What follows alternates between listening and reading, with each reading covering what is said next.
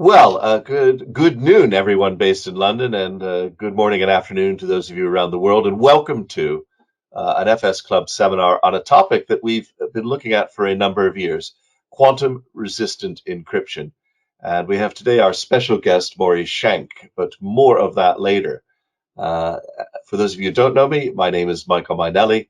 I am the executive chairman of Xi'an Group, and it is truly my delight to be allowed to present this series of webinars because of our sponsors. Our sponsors are, in fact, an extremely tolerant group of people who allow us to range widely on technology, finance, and social purpose.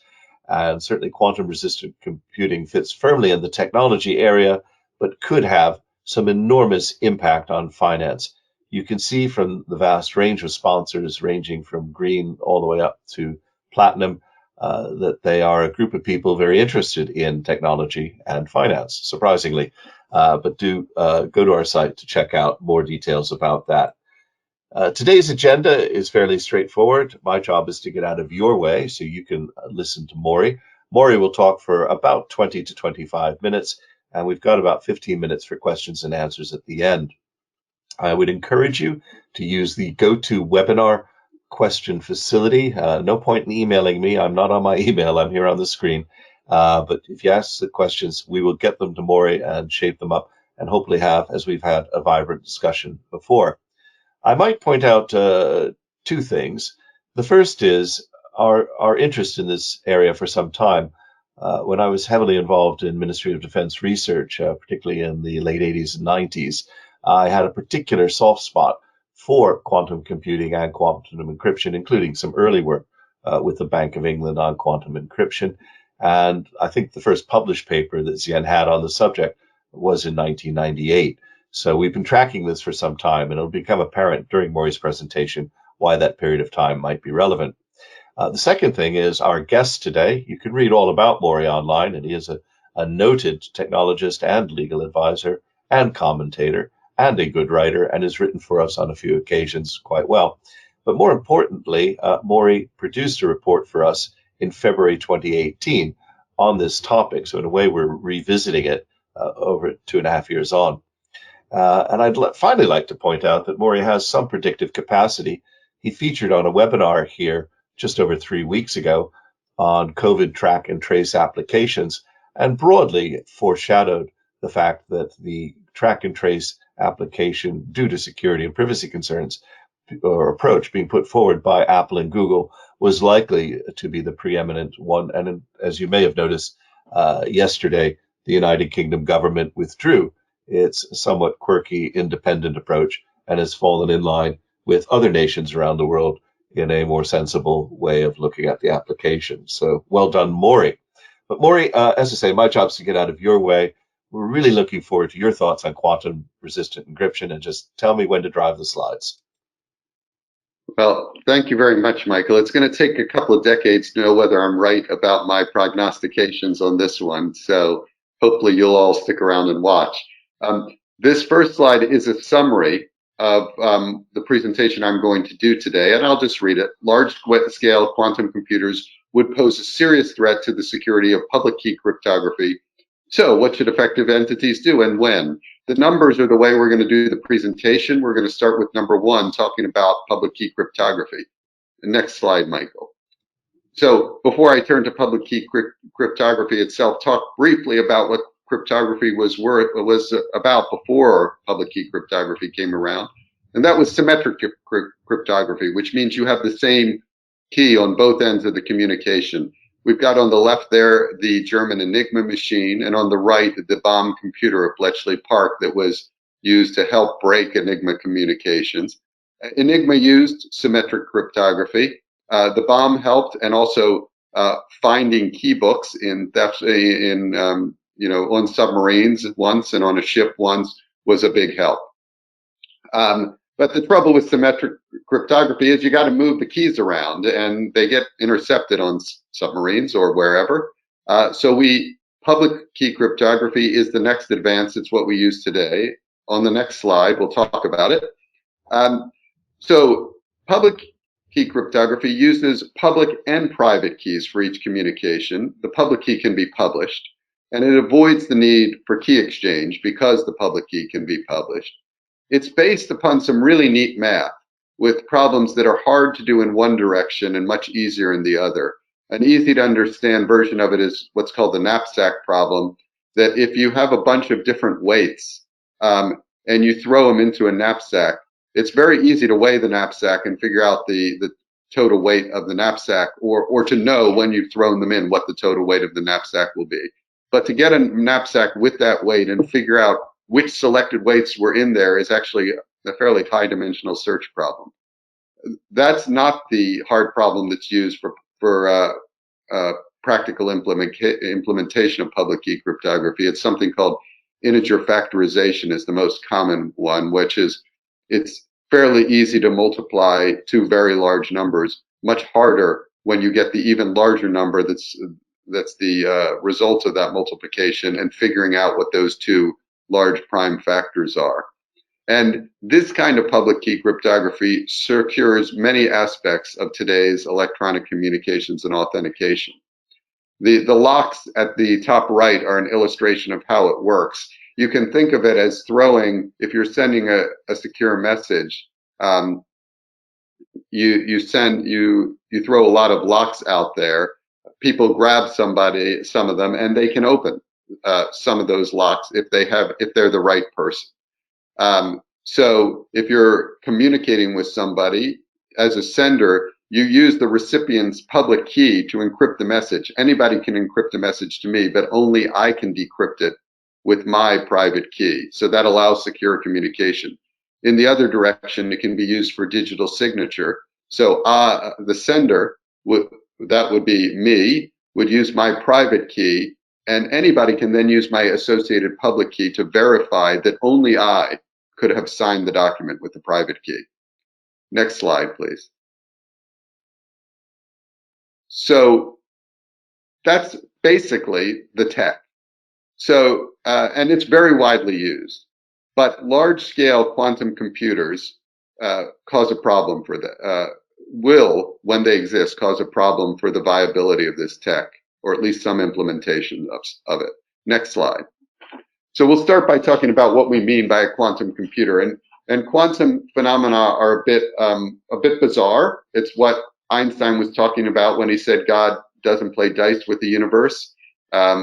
Was superposition on the left, which is the idea that a classical bit is either a 0 or a 1 in a digital computer, but a qubit, the equivalent in a quantum computer, is both 0 and 1 in every state in between at the same time, based upon a probability distribution. And when Einstein was talking about spooky action at a distance, he was talking about the other key quantum phenomena, which is called entanglement, where two particles can be connected, share the same state, even though they're at a distance, and one will influence the other. And we've got in the illustration London to Paris. There was some reporting this week about the Chinese having a quantum satellite that over thousands and thousands of kilometers can distribute quantum information in an entangled way. Next slide, please. So a quantum computer uses these phenomena for calculations where it uses the probabilistic nature of superposition, and it takes a number of those qubits and connects them together so that you can have many of these probability-defined functions happen at the same time. It's been slow, the development of quantum computers. They were proposed by Richard Feynman in 1981 as a way to demonstrate, to simulate quantum phenomena, not as a calculating device. And it wasn't until 1998, around the time that Michael and Zien presently published their first report looking at this, that two qubits were linked up. You need at least two entangled to have it be a quantum computer. And progress has been slow since then, slow and steady. It took till 2011 to get up to 14 qubits. Then there was a bit of an acceleration where we were up to 72 was the best quantum computer by 2018, which was the year we wrote our paper. But there haven't been any bigger ones since then. Although there are some quantum technologies that say they have thousands of qubits, but they're not true quantum computers. So what we're talking about with these numbers is physical qubits. They are low temperature devices that have the quantum effects that I've been talking about. But these quantum effects are very unstable. They decohere in times that are usually 100 microseconds, 1/10,000th of a second or less, which means they're hard to use in a practical device.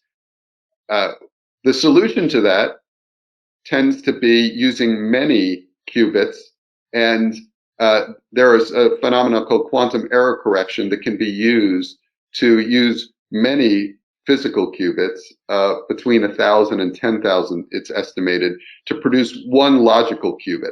A logical qubit is the equivalent of one bit in a digital computer. It sits there and it can be a bit that can be used for computation. To attack current public key cryptography, we need about 3,000 to 5,000 logical qubits. You multiply that times physical qubits of at least 1,000. So you got at least 3 million to 5 million physical qubits to be able to attack current public key cryptography. We're only at 72 right now. So even with exponential progress, it's a long time till this will actually be a problem. Next slide, please. Maury, you wanted to get a little bit of the tenor of the audience. I think this might be a good time, if that's all right with Yeah, you. yeah, I'm going to absolutely. launch at the moment. I've just launched a poll, which you can all see. I'm very conscious that a number of you out there are quite well informed, and so we're asking you to sort of place your bets, ladies and gentlemen. Place your bets: 10 years, 20 years, 50 years, 100 years, and there is in fact a noyau dur, a hardcore of scientists who believe never is a genuine possibility.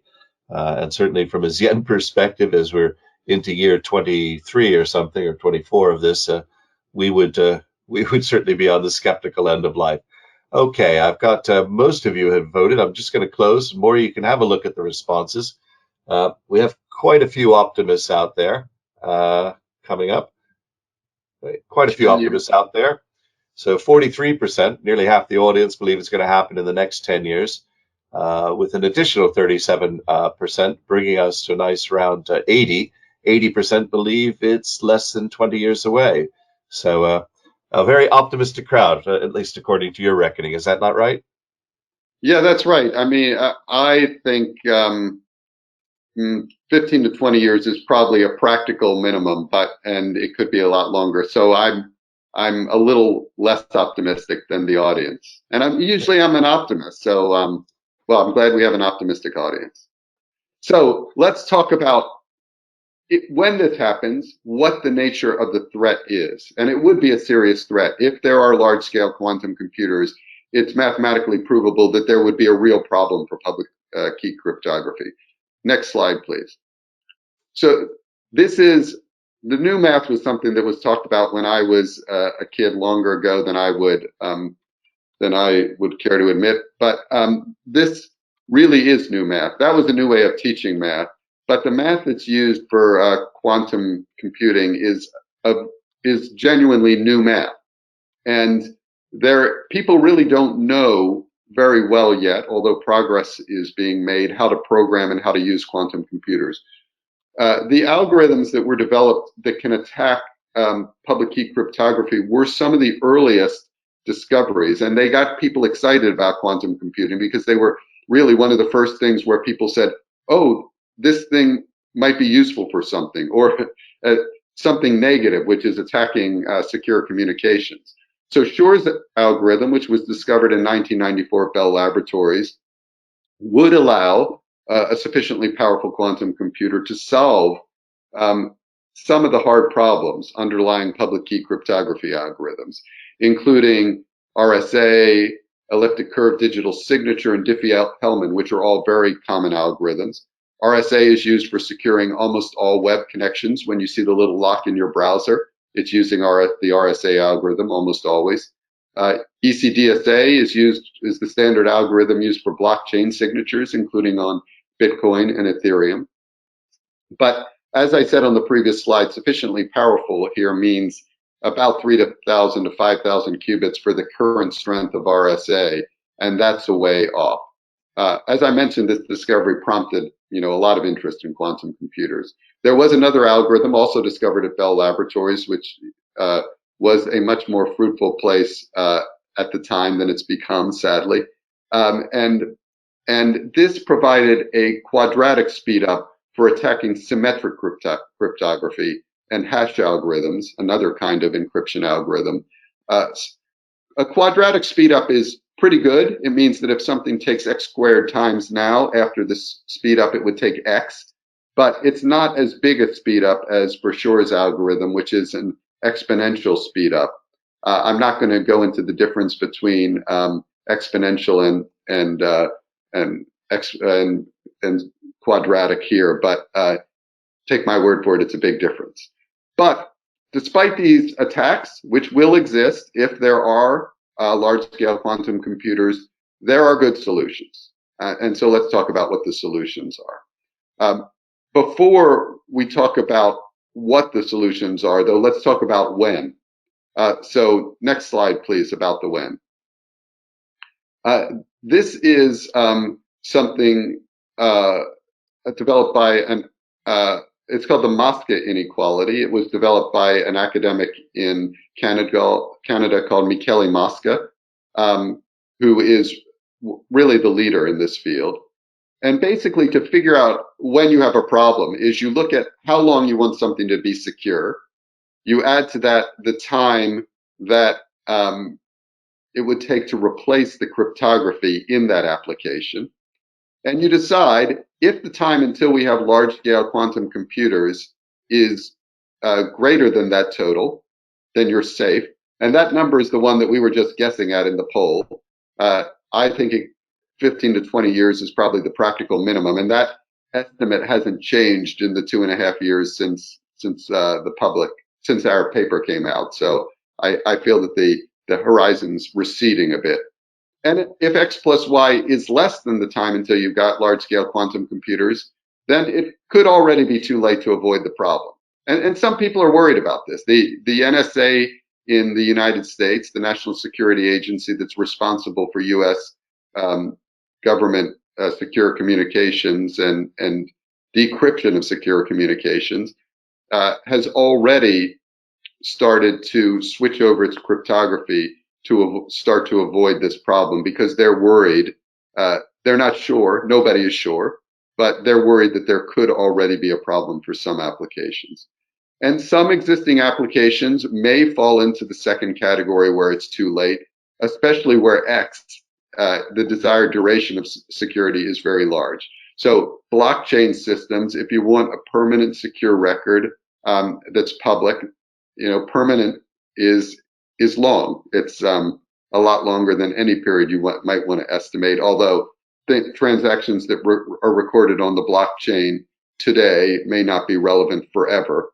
But that doesn't take away the fact that blockchains and smart ledgers, which at ZN is what we like to call the broader category into what blockchain falls, it could be a problem. Life insurance and long duration bonds, which these days increasingly are dealt with online, is another area where the X could be a very large number. So what should we do? Next slide, please. What is to be done, as Vladimir Lenin put it? So our first piece of advice is don't panic. So we asked the question, is this like the year 2000 problem? Maybe, it's a big threat to our digital systems, but there isn't any certain deadline like Y2K. As we've been talking about, the deadline is entirely uncertain. Maybe it's more like climate change, where there is a fair amount of uncertainty as to timing, although not as much uncertainty, I think, as we have for the quantum encryption problem. And there's uncertainty as to impacts. For different reasons. For quantum, the uncertainty as to impact is really about what are people going to do about it. And so now let's talk about some of the things you can do about it. Next slide, please. Basically, what you need to do is replace quantum algorithms vulnerable algorithms that are vulnerable to large-scale quantum encryption with algorithms that are not vulnerable. And there are very good solutions that allow that.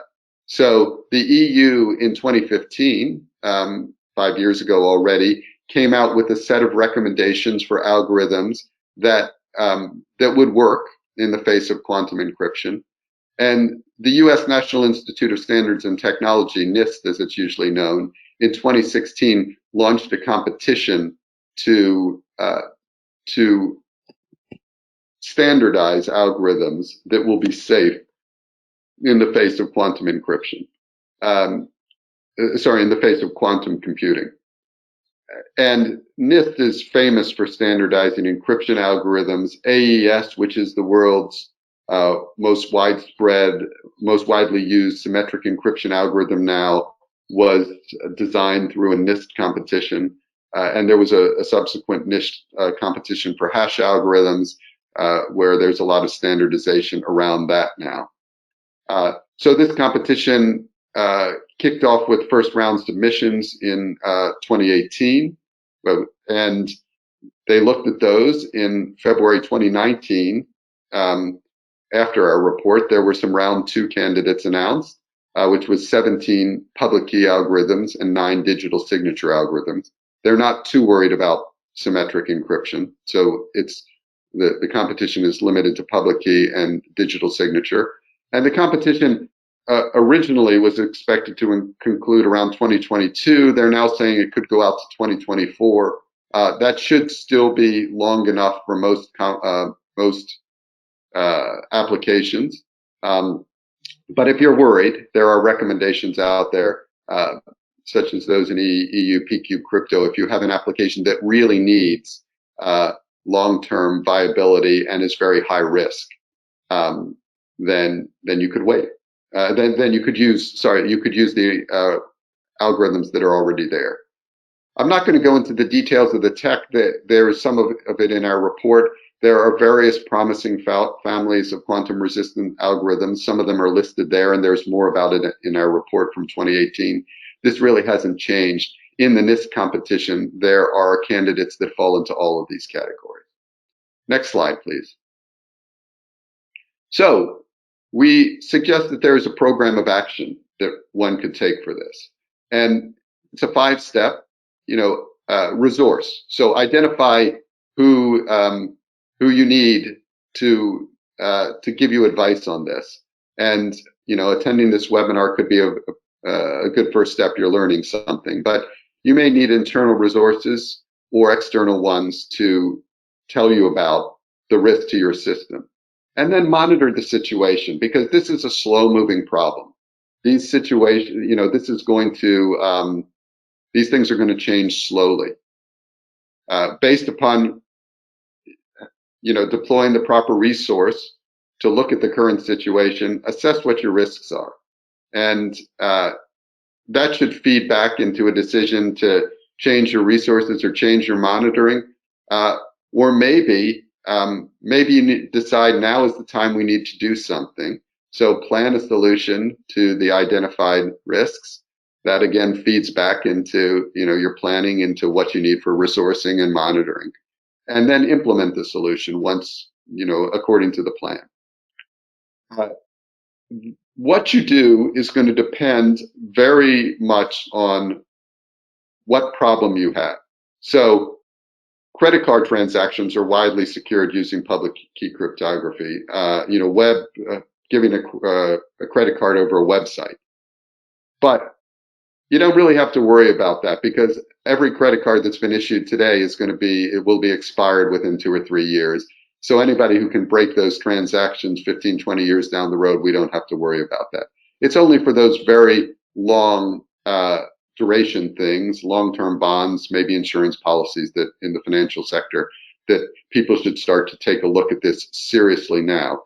There is one obvious conclusion, though, that new systems that are very long-term systems should be quantum resistant from the start to avoid risks and the cost of re-engineering. Because why not? There are good solutions out there now. If you're building a solution that needs to be viable for many years. And this is one thing Michael has thought a lot about in long finances. How can we make a finance system that's safe for 100 years? Why not build it right now? Unfortunately, a lot of new systems are not taking this approach, including because the most familiar components are not quantum resistant. So a lot of the blockchain solutions that are coming out now are still using ECDSA for signature. And in my view, that's not a great idea. I believe that the risk of this happening is probably further off than most people need, but why not why not eliminate this risk if you can? The cost is not high, and it's a good selling point. If you're building a system, why not be able to say you're quantum resistant? So that's where we are. And I think that takes us on to the questions. Next slide, Michael. It sure does, Maury. It's actually, I'll leave this slide up for a bit so people can peruse it. I really appreciate that. You went through a heck of a lot of material in a very nicely structured way, and much appreciated.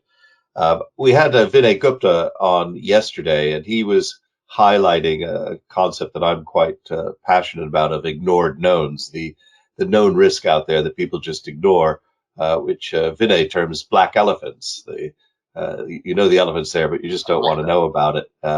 So elephant in the room plus, really. And this seems to fall into that category, don't you think?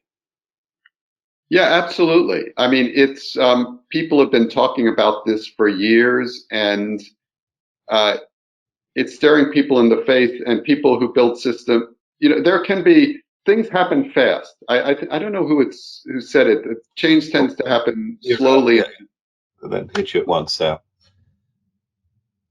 Say again. I think it's Mira. So I believe, yeah, it's often attributed wrongly to Bill Gates, but yeah, the change technological change is slower than you think in the near term and faster than you think in the long term, something like that. Yeah. And it's happening right now with electric cars. Suddenly battery costs are coming down, and the it looks like electric cars are going to take over remarkably quickly. So if somebody figures out a way to accelerate the qubit numbers quickly, this thing could hit us maybe as soon as 10 years, as some people guess, and certainly within 20. So why not fix it? I would say it Why is a not do black. it? Well, especially Yeah. if you're making claims to permanence, as these cryptocurrencies and smart ledger systems frequently do. If your marketing department is using the word permanent data, you should be thinking that probably means encryption. And what are you doing? Now, we've got a lot of questions here, actually. Surprise. I was afraid people might be intimidated, but an FS Club audience is never intimidated. And uh, they seem to boil down briefly into quantum computing, a little bit more on that if we could, teensy bit about cryptography, and then about politics. So I'll start, if we quickly, with Google announced, quantum supremacy last year. Any comments on that? Well, it's an interesting development. I mean, quantum supremacy means that a quantum computer has solved a problem faster than any digital computer could. And Google solved a problem which really isn't a real world problem. They confirmed that a set of numbers were in fact randomly distributed, which we have random number generators that are good enough that for real world applications, we don't really need to do that, but it is a real math problem. And they said that they did it faster. It was a few minutes on a 54 qubit quantum computer than a digital computer could do in thousands of years. IBM, is their big competitor for quantum computing, quickly came back and said, well, the estimate is wrong. A digital computer could do it in a few years. But it was a significant development. It doesn't massively change the timeline, though, for large scale quantum computing. Yeah. Well, Mark Cook, actually, thanks to him, actually also made that point. He thought IBM was leading the charge with 53 qubits in 2019. But yes, in the last 2.5 years, this field seems to have stabilized. By the way, speaking of the last 2.5 years, the February 2018 report has been posted there in the resources section. And as with so many things, it's again is free online.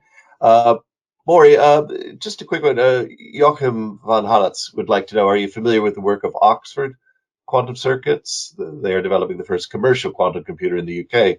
and wondered if you wanted to comment on their work. Unfortunately, I am not familiar with them, so I won't be able to Okay. comment on it. I know I believe there are a number of companies, working on quantum computing in the UK, but this one may well be a leader. Okay. Um, now, Christopher Gleedle's curious. What are your thoughts on communication between quantum computers, sort of developing their own algorithms and language to communicate that will deliver greater security, providing we're in the loop? Any comments on that? I'm not 100% sure I understand the question, but there is a quantum application that works now.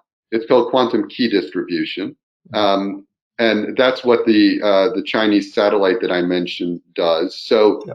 you need, for symmetric cryptography, you need keys at both ends, and that's the problem that I talked about, where the submarine was intercepted and the German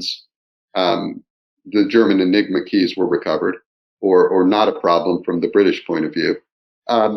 And quantum key distribution is a way that you can use entangled quantum bits to distribute the key, which only has to be 256 bits, a few characters.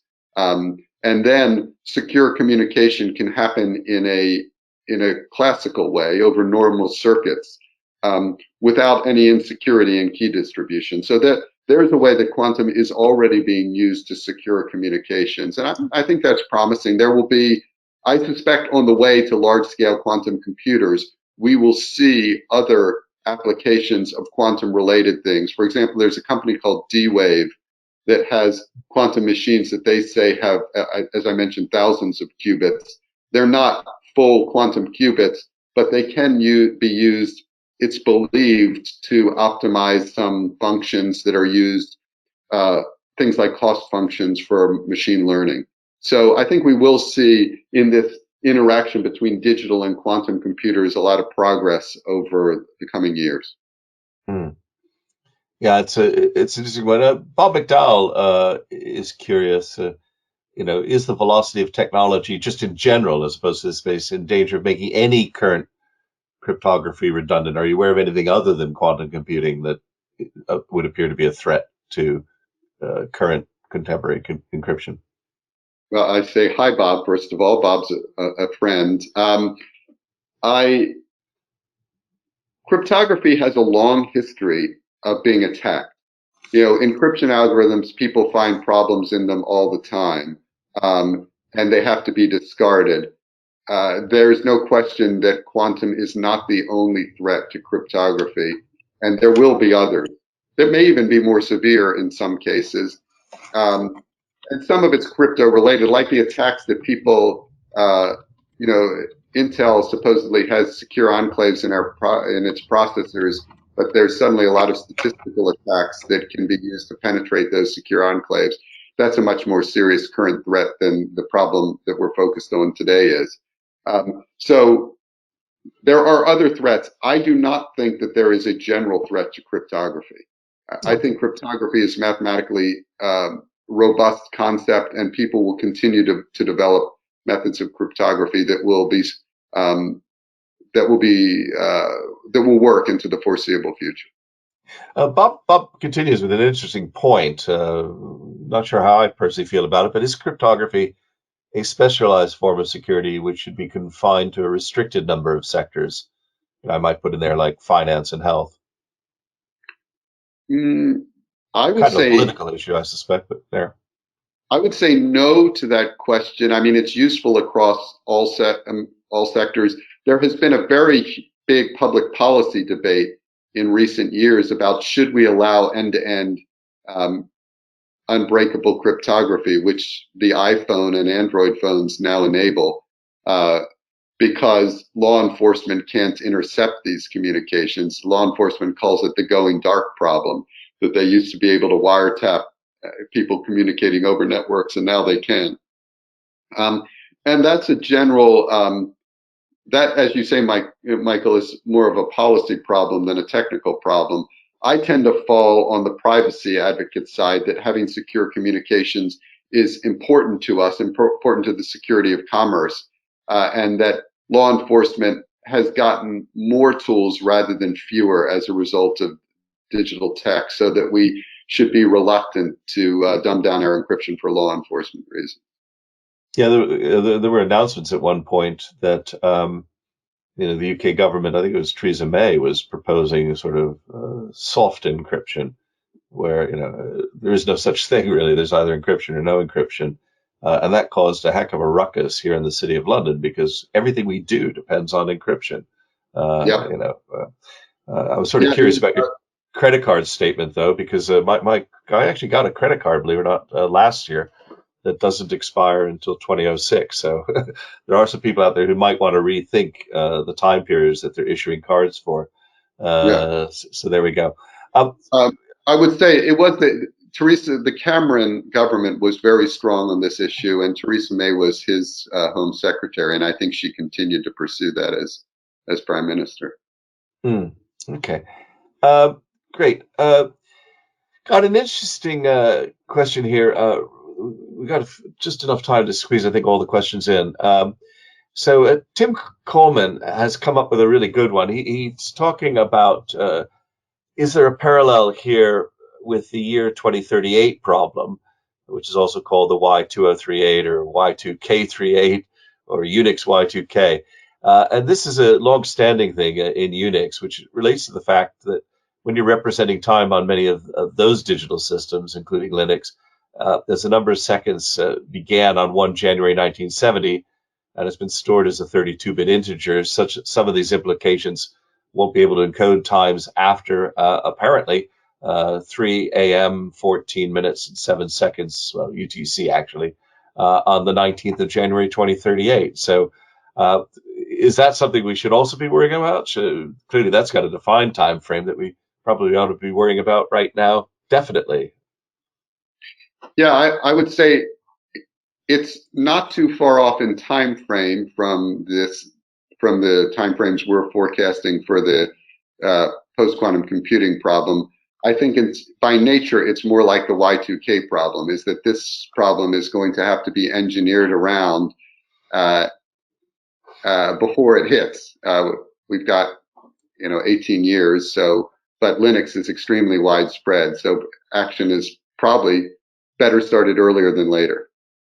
I'm anticipating the board lighting up, so I want to cut this questions time available. But very interesting, the full declaration. I was personally involved with Rob Virtsis at the CSSA and Robin Guenier in establishing in 1996 the Task Force 2000, and I had an interesting conversation with Martin Thomas, a professor of IT at Gresham College. He was doing a lecture 2 years ago on the Y2K problem, kind of, myth or reality. And he started off very much as a skeptic, and he ended up very much, we really, really did put a lot of hard work in to avoid a very serious issue.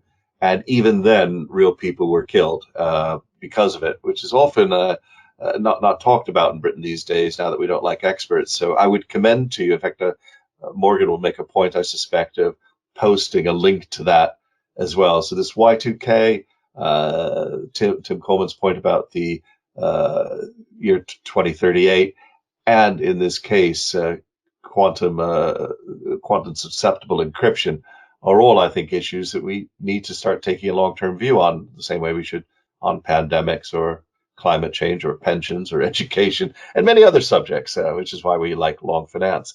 Anyway, um, diatribe over. Now, Dionysus Demetrius asked a question that you and I were chatting about before we started. What most excites you? What else is quantum computing good for? Because it's not all downside at all. A bit of trouble on the encryption front, and as you point out, we can probably solve that.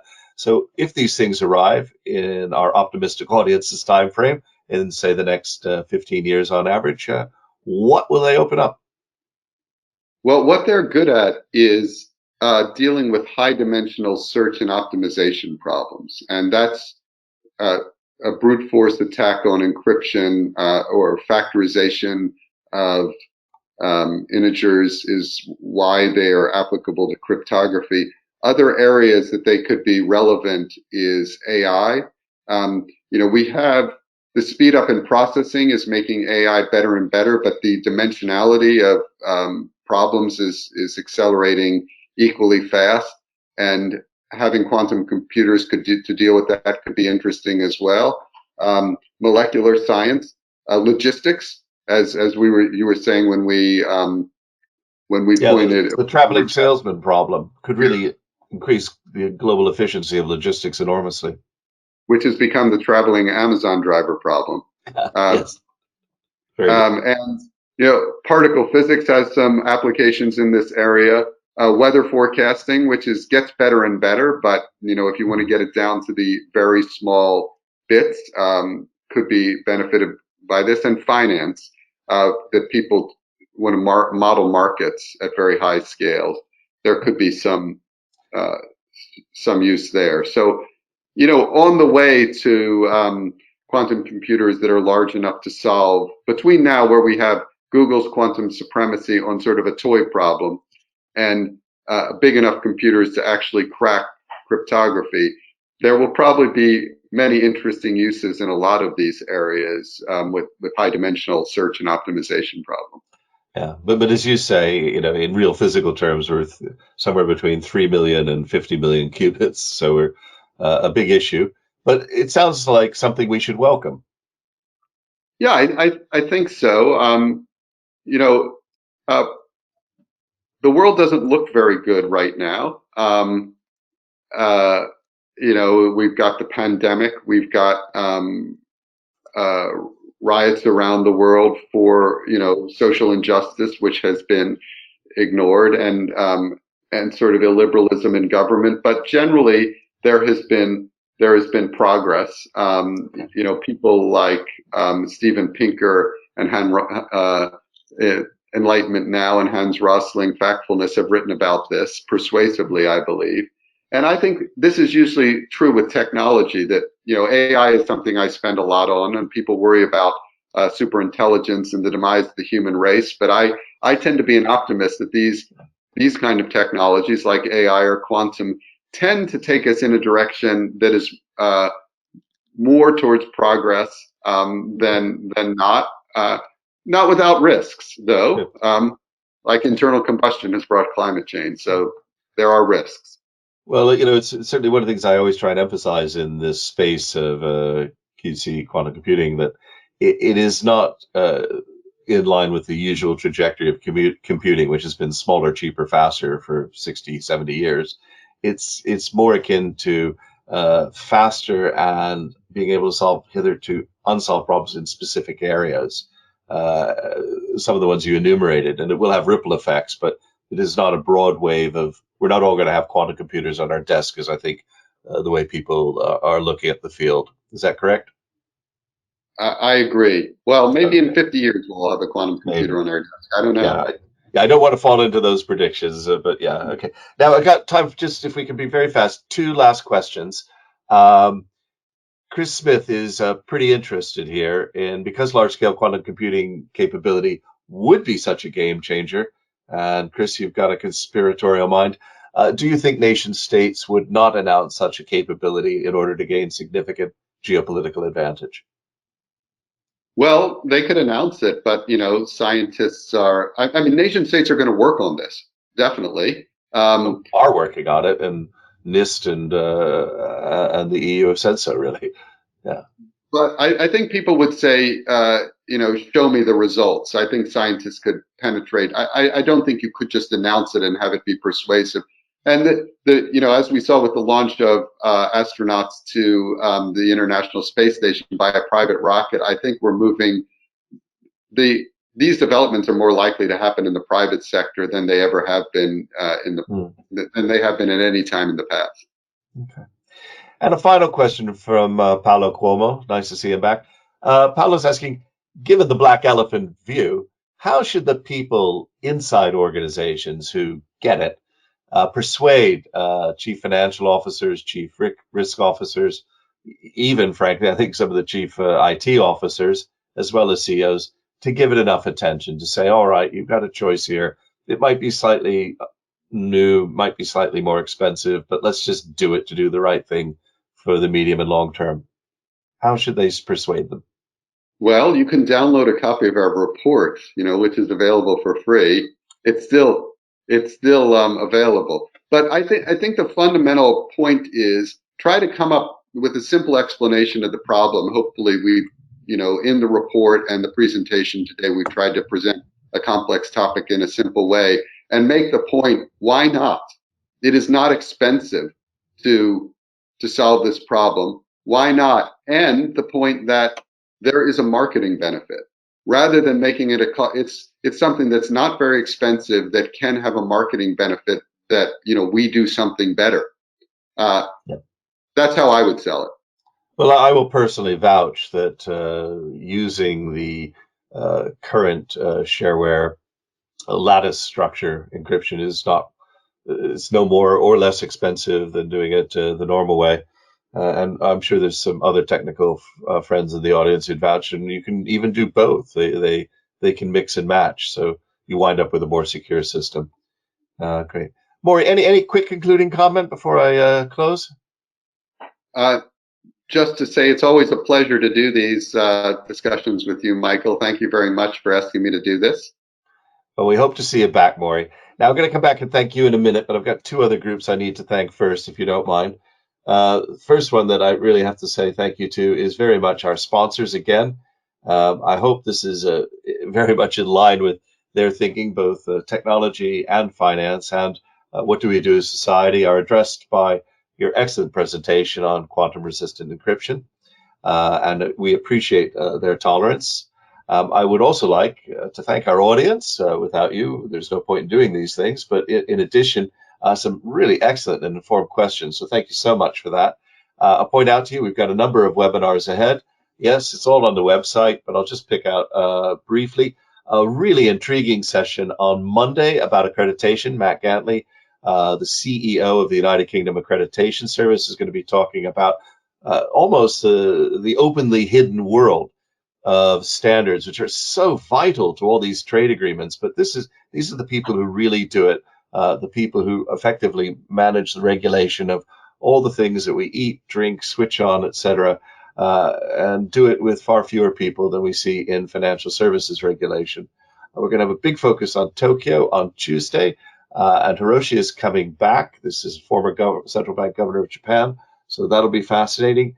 ESOP Center is going to be looking at all employee share plans, and our group of financial services, group of livery companies, is going to be looking at AML issues, and in particular, a really interesting bit about the way in which it's the curious case of these money laundering controls. It's going to be really, really good, and we've got Mike Levy, Professor Mike Levy, doing that one. So, Maury, to you. It's always a delight to have you. We love it when you take the time to produce a report with us. We love it when you take the time to present, and we're delighted that you rose to the occasion to do an update 2.5 years in, which says progress perhaps, but very slow. And if it's steady enough, more like 30 or 40 years. If it's optimistic enough, as the audience is today, maybe 15 to 20. But there are a few things we ought to start doing today. So, Maury, I'm afraid in this world of lockdown and webinars and web claves, I'm afraid I can only give you the thanks of the audience through me. So I will try and channel my inner audience and say thank you very much. That's the applause. One of the And we look nicest forward to seeing you. presentations I've had. Thanks. Let's do it again. All right, then. Take care, everyone, and see you soon. Ciao.